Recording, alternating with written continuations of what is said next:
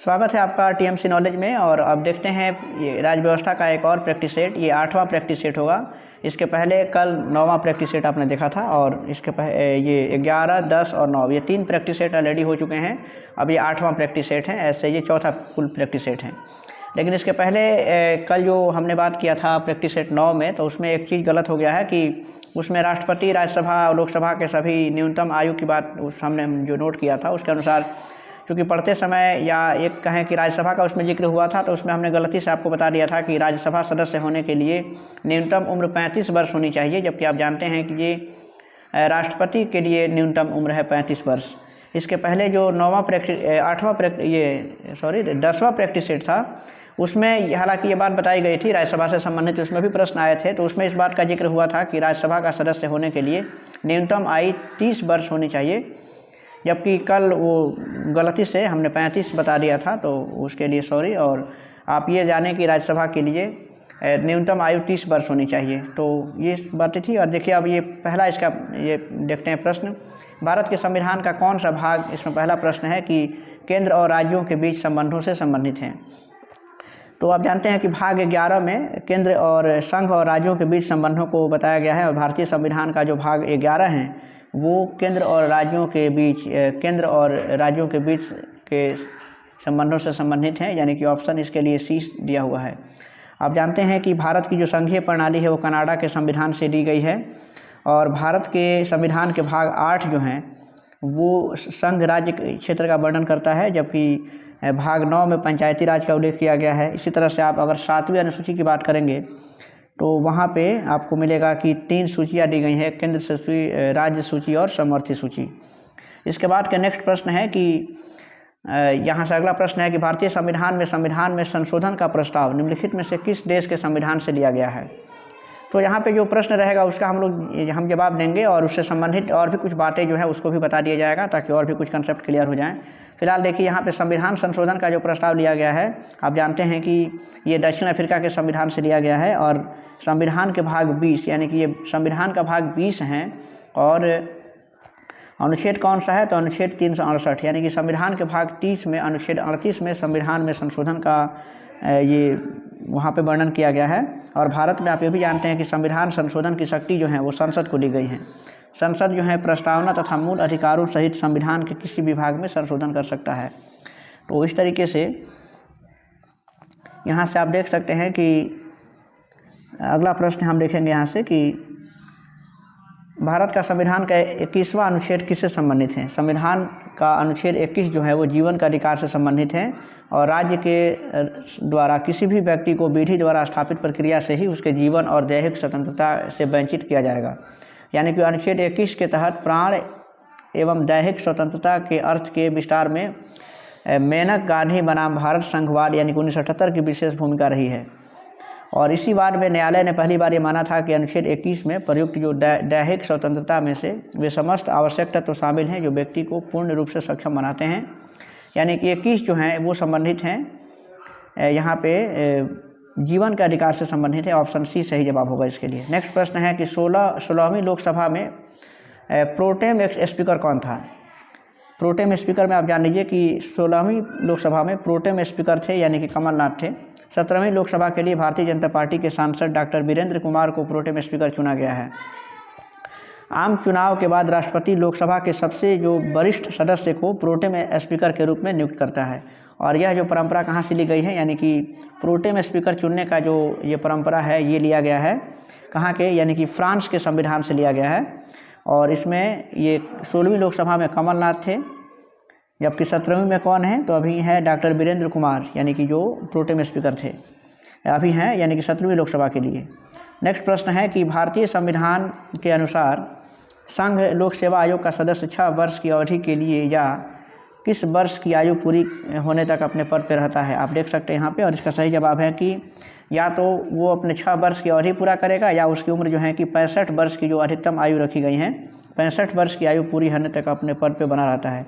1 अक्टूबर 1926 में ली कमीशन की अनुशंसा पर सर्वप्रथम संघ लोक सेवा आयोग की स्थापना की गई थी। तो इस तरीके से यहाँ पे देख सकते हैं कि राज्य लोक सेवा आयोग के अध्यक्ष तथा सदस्यों की नियुक्ति जो है कि राज्यपाल के द्वारा की जाती है, जबकि संघ लोक सेवा आयोग के सदस्यों की संख्या निर्धारित करने की शक्ति राष्ट्रपति को दी गई है। और संघ लोक सेवा आयोग के अध्यक्ष और सदस्यों की नियुक्ति जो होती है वो भी राष्ट्रपति के द्वारा ही होती हैं। नेक्स्ट प्रश्न यहाँ से देखते हैं अब कि संविधान के अनुच्छेद 280 के तहत भारत के बीट आयोग का गठन किसके द्वारा किया जाता है। ये बात आप जानते हैं कि अनुच्छेद 280 में एक बीट आयोग के गठन का प्रावधान किया गया है, लेकिन यहाँ बताना है कि उसका गठनकर्ता कौन है। तो भारतीय संविधान के अनुसार बीट आयोग का गठन जो है कि राष्ट्रपति के द्वारा किया जाता है, यानी कि ऑप्शन बी इसका सही जवाब होगा। जबकि संविधान के अनुच्छेद 281 के तहत राष्ट्रपति बीट आयोग की सिफारिशों को संसद के प्रत्येक सदन के समक्ष ये रखवाता भी है। बीट आयोग में राष्ट्रपति द्वारा एक अध्यक्ष और 4 अन्य सदस्य नियुक्त किए जाते हैं, ये भी आप जान सकते हैं। इसके बाद यहाँ से देखिए 117वां प्रश्न होगा। यहाँ से आप देखिए कि भारतीय संसद ने किस वर्ष नागरिकता संशोधन विधेयक ये पारित किया था। भारतीय संसद ने 2019 में नागरिकता संशोधन विधेयक पारित किया था और नागरिकता संशोधन अधिनियम 2019 को नागरिकता अधिनियम 1955 में संशोधन करने के लिए लाया गया है। यानी कि नागरिकता संशोधन ये अधिनियम 1955 है, उसमें संशोधन करने के लिए ये 2019 में नागरिकता संशोधन विधेयक लाया गया था। सही जवाब इसका ऑप्शन बी से है।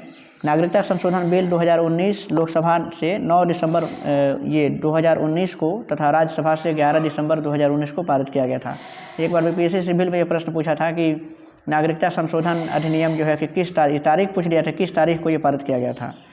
तो इस तरीके से आप देख सकते हैं। इसका अगला प्रश्न है कि भारतीय संविधान के अनुच्छेद 80 के अनुसार राज्यसभा के सदस्यों की कुल संख्या बताना है कि अधिकतम कितनी हो सकती हैं, यानी कि कितना से अधिक नहीं हो सकती हैं। तो देखिए अनुच्छेद 80 में राज्यसभा के गठन का प्रावधान है और उसमें बताया गया है कि सदस्यों की कुल संख्या जो है राज्यसभा के वो 250 से अधिक नहीं हो सकती हैं। और आप ये भी जानते हैं कि इसमें राज्यसभा जो है कि राज्यसभा कभी भंग नहीं होती है, अस्थायी सदन है, यानी कि उसको उच्च सदन भी कहा गया है। और अनुच्छेद 80 के अंतर्गत राज्यसभा का गठन भी किया जाता है। और उसमें आप ये भी बता दें कि अभी इसके पहले हमने जो बताया कि राज्यसभा के सदस्य होने के लिए न्यूनतम आयु 30 वर्ष रखी गई है, जबकि राष्ट्रपति के द्वारा राज्यसभा में 12 सदस्यों का मनोनयन उसको मनोनीत करते हैं राष्ट्रपति, जो 12 सदस्य होते हैं। तो इस तरीके से वर्तमान में जो राज्यसभा की स्थिति है कि वर्तमान राज्यसभा में राज्यों से 225 और संघ राज्य क्षेत्रों से 8 निर्वाचित सदस्य होते हैं, यानी कि कुल 233 हो गए। और 12 सदस्य जो हैं कि राष्ट्रपति के द्वारा मनोनीत किए जाते हैं, यानी कि 225 राज्यों से, 8 केंद्र शासित प्रदेशों से और 12 राष्ट्रपति के द्वारा, यानी कि इस तरीके से कुल 245 जो हैं सदस्य अभी राज्यसभा में हैं। नेक्स्ट प्रश्न है कि संसद के दोनों सदनों की संयुक्त बैठक की अध्यक्षता निम्नलिखित में से कौन करता है। संसद के दोनों सदनों की संयुक्त बैठक की अध्यक्षता करता है, यानी कि लोकसभा के अध्यक्ष करते हैं। ऑप्शन ए सही जवाब है इसके लिए। और इस बात का जिक्र किया गया है, यानी कि संविधान के अनुच्छेद 108 के तहत संसद के संयुक्त अधिवेशन की व्यवस्था की गई है और संयुक्त अधिवेशन की अध्यक्षता लोकसभा के अध्यक्ष के द्वारा की जाती है। ये 118 के भाग 4 में बताया गया है। नेक्स्ट प्रश्न है कि भारतीय संविधान में कितने मूल अधिकार हैं और मौलिक कर्तव्य निर्धारित किए गए हैं। तो आप ये जानते हैं, काफ़ी आसान से प्रश्न है और आप निश्चित रूप से इसको जानते होंगे कि भारतीय संविधान में कुल 6 मौलिक अधिकार हैं और 11 मौलिक कर्तव्य बताए गए हैं, यानी कि ऑप्शन ए सही जवाब होगा। अब यहाँ पे देख सकते हैं कि संविधान के जो है अनुच्छेद, यानी कि संविधान का भाग 3 जो है, भाग 3 में अनुच्छेद 12 से 35 ये मौलिक अधिकार हैं, जबकि भाग 4 में जो है कि बताया गया है कि 11 ये मौलिक कर्तव्यों को बताया गया है। पहले जो है कि मौलिक कर्तव्यों की संख्या पहले 10 थी, लेकिन बाद में एक और जो है कि 2002 के संविधान संशोधन के तहत जो है वहाँ पे 86वां जो संशोधन हुआ था, उसके तहत संविधान में मौलिक कर्तव्यों की संख्या जो है कि ये कर दी गई है, यानी कि एक और जोड़ा गया था और इस तरीके से कुल मौलिक कर्तव्यों की संख्या 11 हो गई हैं। और संविधान जो है कि मौलिक कर्तव्य 42वें संविधान संशोधन अधिनियम 1976 के तहत संविधान के अनुच्छेद 51 क में जोड़े गए हैं। नेक्स्ट प्रश्न है यहाँ से अब कि भारतीय संविधान के अनुसार निम्नलिखित में से कौन सा कथन सही है। भारतीय संविधान के अनुसार बताना है कि इसमें से कौन सा कथन सही है। और इसका सही जवाब है यहाँ पे ऑप्शन देख सकते हैं कि न्यायपालिका देश में अदालतों की प्रणाली को संदर्भित करती हैं, ये कथन इसमें से सही है। भारतीय संविधान के भाग 5 में अनुच्छेद 124 से लेकर के और 147 तक न्यायपालिका के गठन, उसके कार्य, उसके न्याय क्षेत्र और शक्तियों, इन सभी का उल्लेख किया गया है। उच्चतम न्यायालय का न्यायाधीश जो है 65 वर्ष की आयु तथा उच्च न्यायालय का न्यायाधीश 62 वर्ष की आयु तक अपने पद पर बना रह सकता है, ये भी इस बात इसमें जिक्र किया गया है। आप अगर उसके न्यायाधीशों की नियुक्ति के संदर्भ में बात करेंगे तो उच्चतम न्यायालय और उच्च न्यायालय इन दोनों के न्यायाधीशों की नियुक्ति करते हैं राष्ट्रपति।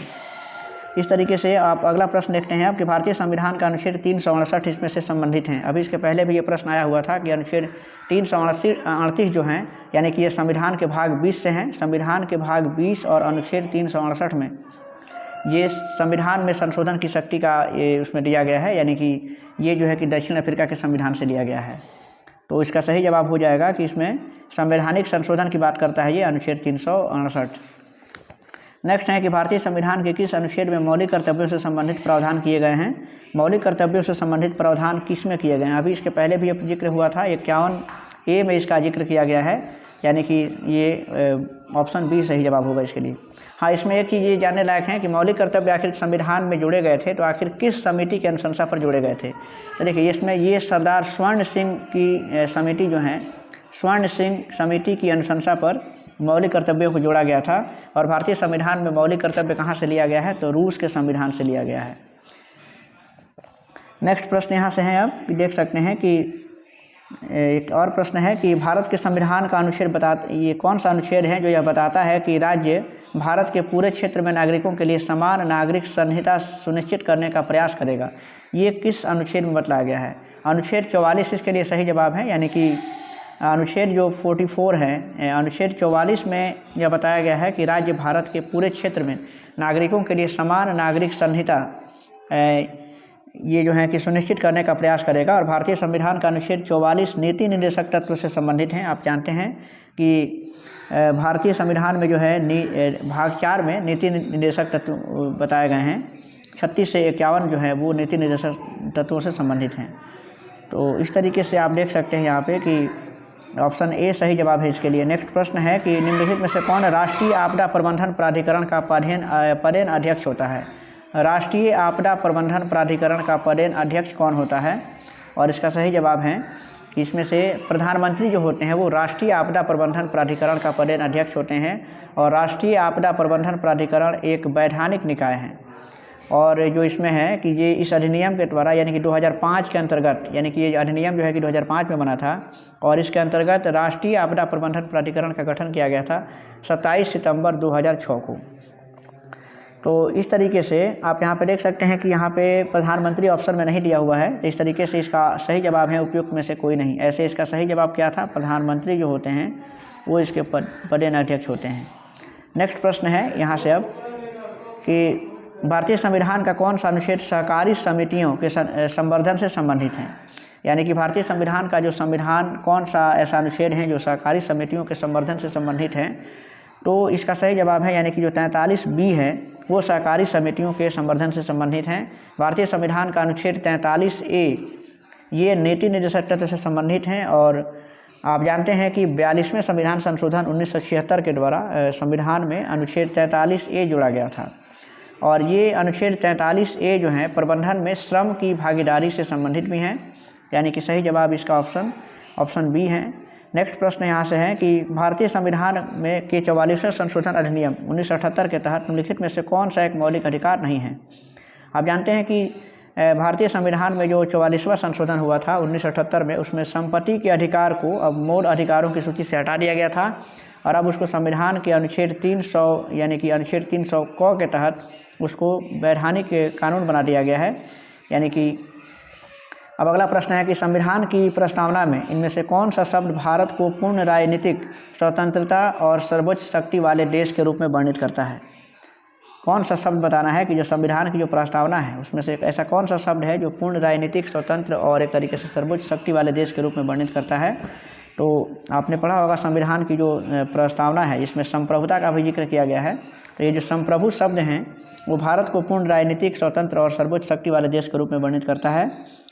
और भारतीय संविधान की प्रस्तावना में 42वें संविधान संशोधन अधिनियम 1976 के तहत उसमें 3 शब्द जोड़े गए थे। वो कौन कौन से शब्द थे? यानी कि समाजवादी भी हैं, धर्मनिरपेक्ष और अखंडता जैसे शब्द जोड़े गए थे 1976 में। नेक्स्ट प्रश्न है कि भारतीय संविधान का अनुच्छेद 76 किससे संबंधित है? अनुच्छेद 76 किससे संबंधित हैं? आप देख सकते हैं 76 जो अनुच्छेद हैं वो भारतीय संविधान में ये भारत के महान्यायवादी से संबंधित हैं। महान्यायवादी का जो पद है वो एक संवैधानिक पद होता है, यानी कि जो अटॉर्नी जनरल होते हैं उसकी नियुक्ति राष्ट्रपति के द्वारा की जाती है। तो सही जवाब है भारत के महान्यायवादी से संबंधित है ये। और महान्यायवादी के इसमें प्रश्न ये भी आता है कि आखिर जो अटॉर्नी जनरल होते हैं अपने पद पर कब तक बने रह सकते हैं, यानी कि उनका कार्यकाल क्या है? तो देखिए उसमें कार्यकाल को संविधान के द्वारा निश्चित नहीं किया गया है, वो राष्ट्रपति के प्रसादापर्यंत तक वो बने रह सकते हैं, यानी कि राष्ट्रपति के अनुसार वो अपने पद पर बने रह सकते हैं।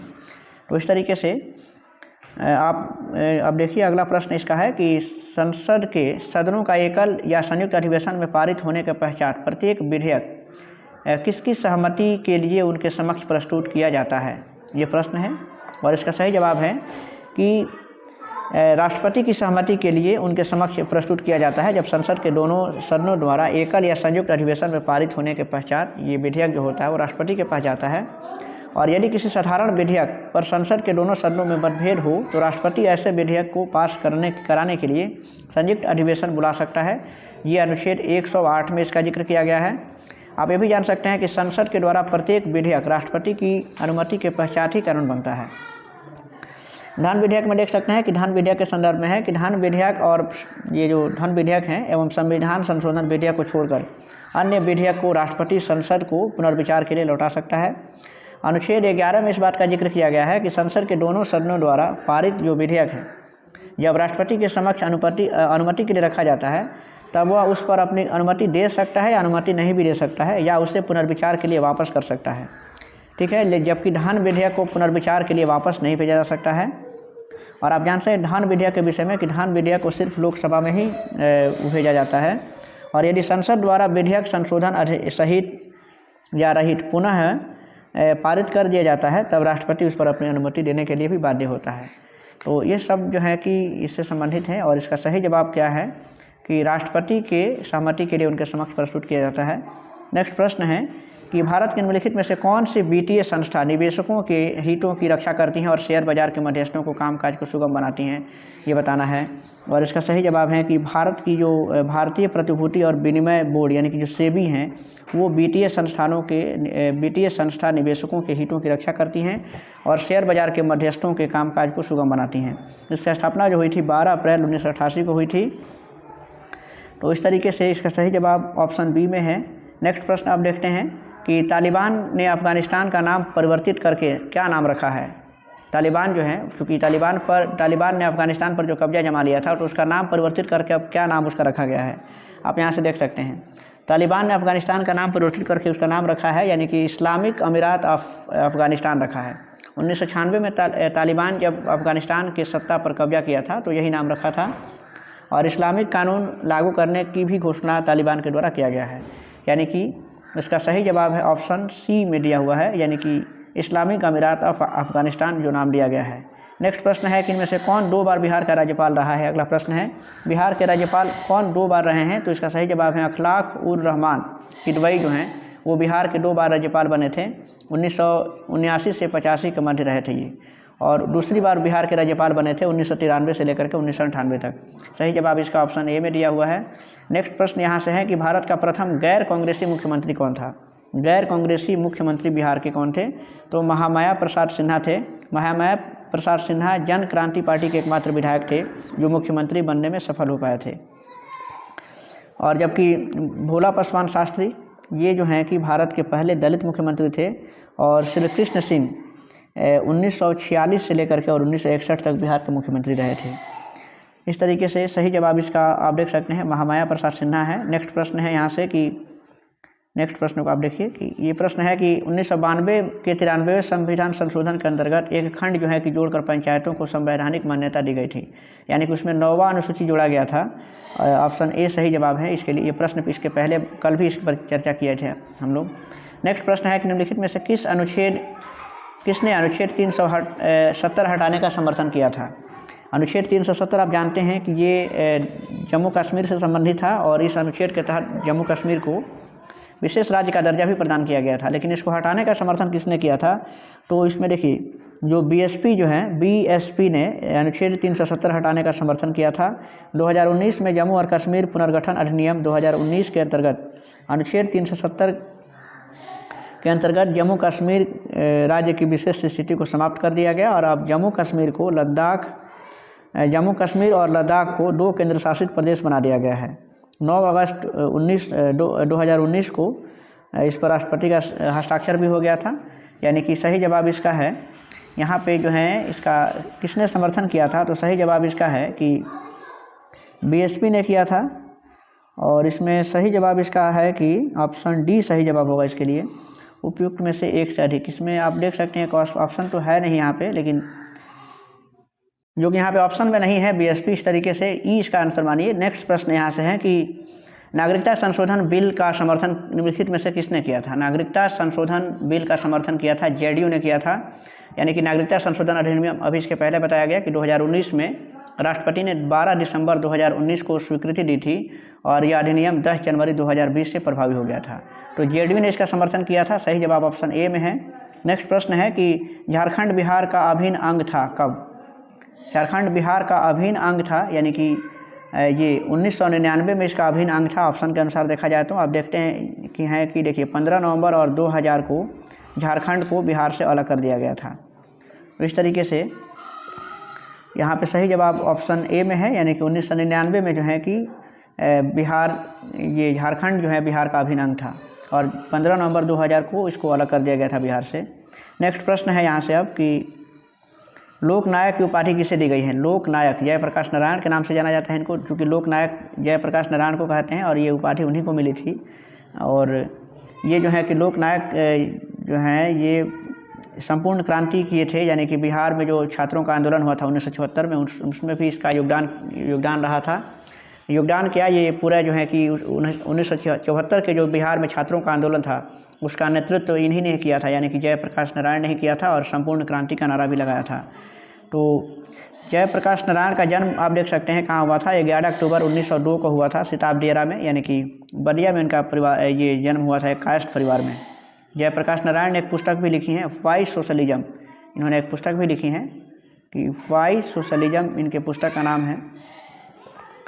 और इसके बाद आप देख सकते हैं कि नेक्स्ट प्रश्न इसका है कि नाटो का मुख्यालय कहाँ है? ये अगला प्रश्न है। नाटो का मुख्यालय कहाँ है? ब्रुसेल्स यानी कि बेल्जियम में है और नाटो की स्थापना हुई थी 4 अप्रैल 1949 को। तो सही जवाब है ब्रुसेल्स, बेल्जियम इसका आंसर होगा। नेक्स्ट है कि ग्रामीण विकास और पंचायती राज मंत्रालय ने आपदा प्रबंधन योजना को जारी किया था कब? ये बताना है। 17 मार्च 2022 को जारी किया गया था और केंद्रीय ग्रामीण विकास एवं पंचायती राज मंत्री श्री गिरिराज सिंह के द्वारा वीडियो कॉन्फ्रेंस के माध्यम से पंचायती राज मंत्रालय की आपदा प्रबंधन योजना का विमोचन भी किया गया था।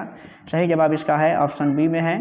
नेक्स्ट प्रश्न यहाँ से है कि भारत का पहला कागज रहित उच्च न्यायालय कौन है? यानी कि जो पेपरलेस उच्च न्यायालय है वो कहाँ है? ये करंट का भी प्रश्न है अभी। और केरल इसके लिए केरल जो है, जो केरल हाई कोर्ट जो है वो सबसे पहला पेपरलेस होने वाला हाई कोर्ट है। ये 1 जनवरी 2022 को सुप्रीम कोर्ट के जज DY चंद्रचूड़ जो हैं उसका उद्घाटन किया गया था पेपरलेस उच्च न्यायालय का। तो इस तरीके से आप देख सकते हैं। इसका अगला प्रश्न अब यहाँ से है कि भारत के राष्ट्रपति का चुनाव किसके द्वारा किया जाता है? भारत के उपराष्ट्रपति का जो चुनाव होता है वो संसद के दोनों सदनों के सभी सदस्य चाहे निर्वाचित हो या मनोनीत उनके द्वारा किया जाता है। जबकि आप देख सकते हैं कि इससे संबंधित कई बार ये प्रश्न आते भी हैं कि उपराष्ट्रपति का जो चुनाव होता है उसमें देख लीजिए कौन कौन से भाग लेते हैं। तो ये ऑप्शन बी होगा, यानी कि संसद के दोनों सदनों के सदस्य रहते हैं, निर्वाचित या मनोनीत रहते हैं। अब इससे संबंधित ये भी बात है कि उपराष्ट्रपति का जो पद लिया गया है वो अमेरिका के संविधान से लिया गया है, अमेरिका के संविधान से इसको लिया गया है। और उपराष्ट्रपति का मुख्य कार्य राज्यसभा की सभापतित्व करना है, यानी कि उपराष्ट्रपति जो होता है राज्यसभा का पदेन अध्यक्ष होता है। और भारतीय संविधान का अनुच्छेद 63 ये उपराष्ट्रपति पद एवं अनुच्छेद 66 जो है उपराष्ट्रपति के चुनाव से संबंधित हैं। नेक्स्ट प्रश्न यहाँ से है कि निम्नलिखित में से कौन सा एक भारत के उपराष्ट्रपति का संवैधानिक विशेषाधिकार नहीं है? तो पुनर्विचार जो है, पुनर्विचार के लिए एक BTF विधेयक की वापसी करना, ये उनके लिए संवैधानिक विशेषाधिकार उनको नहीं दिया गया है। ऑप्शन ए में सही जवाब है। नेक्स्ट प्रश्न है कि लोकसभा सचिवालय किसके सीधे ये पर्यवेक्षण में आता है? लोकसभा सचिवालय किसके सीधे पर्यवेक्षण में आता है? तो इसका सही जवाब है कि ये लोकसभा अध्यक्ष के सीधे पर्यवेक्षण में आता है। अनुच्छेद 98 में लोकसभा सचिवालय का उल्लेख किया गया है। सही जवाब ऑप्शन सी में है। नेक्स्ट प्रश्न है कि यहाँ से कि अब यहाँ से देखिए कुछ ही प्रश्न बच गए हैं कि भारत में राजनीतिक दलों का पंजीकरण निम्नलिखित प्रावधानों में से किसके अनुसार किया जाता है? आप देख सकते हैं यहाँ पे, और इसका सही जवाब है कि चुनाव आयोग अपनी बैठकों की कार्रवाई में करता है इसका। तो राजनीतिक दलों का जो पंजीकरण होता है, और आप जानते हैं कि चुनाव आयोग का जिक्र किया गया अनुच्छेद 324 में, और इस अनुच्छेद के अनुसार संसद, राज्य विधानमंडल, राष्ट्रपति और उपराष्ट्रपति के पदों के निर्वाचन, संचालन और उसका निर्देशन, नियंत्रण के लिए जिम्मेवार होता है चुनाव आयोग जो होता है। और चुनाव आयोग क्या है? तो एक अस्थायी और स्वतंत्र संवैधानिक निकाय है ये। तो इस तरीके से इसका सही जवाब ऑप्शन बी में दिया हुआ है। नेक्स्ट प्रश्न है कि राष्ट्रीय महिला आयोग, अभी राष्ट्रीय महिला दिवस भी मनाया गया है 8 मार्च को। तो राष्ट्रीय महिला आयोग किसके द्वारा बनाया गया था? ये बनाया गया था, यानी कि राष्ट्रीय महिला आयोग बनाया गया था संसद के द्वारा पारित अधिनियम के द्वारा बनाया गया था। राष्ट्रीय महिला आयोग संसद द्वारा 1990 में पारित अधिनियम के तहत बनाया गया था, और 31 जनवरी और 1992 को इसका गठन किया गया था।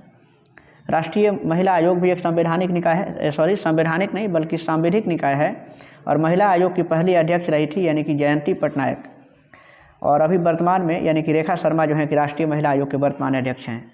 नेक्स्ट प्रश्न है कि तो इसका सही जवाब क्या है? सही जवाब ऑप्शन सी में है। नेक्स्ट प्रश्न आप देखिए यहाँ से कि भारत के सर्वोच्च न्यायालय ने किस मामले में संभावित अधिनिर्णय के सिद्धांत को अपनाया? संभावित अधिनिर्णय के सिद्धांत को अपनाया है किस मामले में, ये बताना है। और इसका सही जवाब है कि ये गोलकनाथ बनाम पंजाब राज्य का जो मामला था, उसमें संभावित अधिनिर्णय का सिद्धांत को अपनाया गया है भारत के सर्वोच्च न्यायालय के द्वारा। गोलकनाथ बनाम पंजाब राज्य 1967 में सबसे पहले सर्वोच्च न्यायालय ने संसद के संविधान में संशोधन करने की शक्ति पर सीमा लगा दी थी, और गोलकनाथ बनाम पंजाब राज्य का जो मामला था उसके तहत संसद को मौलिक अधिकारों में संशोधन करने की कोई शक्ति नहीं, ऐसा बताया गया था। जबकि वहीं जो देखिए केशवानंद भारती बनाम जो ये केस आया था, यानी कि केशवानंद भारती वाला जो केस 1973 में था ये। तो 1973 में जब केशवानंद भारती बनाम केरल राज्य का जो विवाद आया था, उसमें जो है गोलकनाथ जो और पंजाब वाला जो मामला था उसको पलट दिया गया, और उसमें कहा गया कि संसद मौलिक अधिकारों में संशोधन कर सकती हैं, यहाँ तक उसके लेकिन संसद संविधान के मूल ढांचे को नहीं बदल सकती हैं। तो ये दोनों ही केस काफ़ी इंपॉर्टेंट है, और इससे रिलेटेड कई बार प्रश्न पूछे गए हैं। केशवानंद भारती बनाम केरल राज्य वाला, और ये गोलकनाथ बनाम पंजाब राज्य।